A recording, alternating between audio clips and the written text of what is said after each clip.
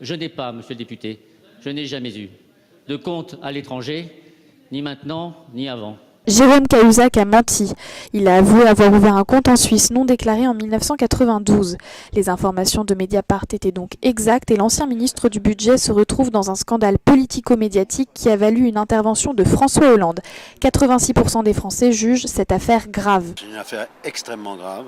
C'est une affaire qui porte préjudice à la stabilité de la nation. C'est surprenant. Enfin, c'est surtout dégoûtant, plus que surprenant. Oui, c'est extrêmement gênant pour lui parce qu'il met en difficulté ses collègues qui lui ont fait confiance, il met en difficulté son parti qui l'a aussi porté au pouvoir. Donc forcément, à partir de là, ça va être compliqué pour le PS et pour le gouvernement à gérer. Au Parti socialiste, on parle d'un acte de trahison. L'UMP, quant à elle, par la voix de Jean-François Copé et de l'ancien Premier ministre de Jacques Chirac, Jean-Pierre Raffarin, demande le remaniement du gouvernement en réponse à cette crise. Marine Le Pen est plus catégorique et demande la démission de l'actuel gouvernement ainsi que la dissolution de l'Assemblée nationale. Je pense que c'est clairement excessif et c'est pas ça la solution. Maintenant, c'est clair que la gauche en prend un gros coup de légitimité. D'ailleurs, c'est pour ça que je pense qu'Karim désire la virée du PS aujourd'hui. Et ça a été hyper mal vu. Fatalement, il doit s'en remettre.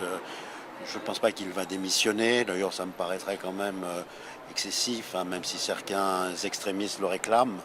Pour les spécialistes, le plus grave est le mensonge d'un homme d'État. Je pense que c'est un événement important pour une raison précise, qui est une raison de droit et juridique.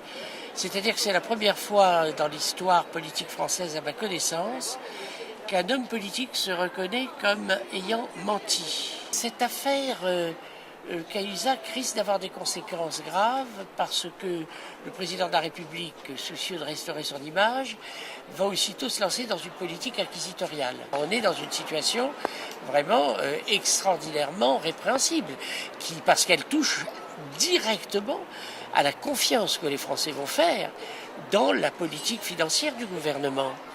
Le gouvernement se retrouve donc en grande difficulté après ce scandale. Des soupçons pèsent sur l'un des bras droits de Marine Le Pen, l'avocat fiscaliste Philippe Pénin, qui a ouvert le compte de l'ex-ministre du Budget. L'ex-trésorier de campagne de François Hollande, Jean-Jacques Augier, est également accusé de posséder des actions dans les îles Caïmans, paradis fiscal. L'affaire ne s'arrête donc pas là.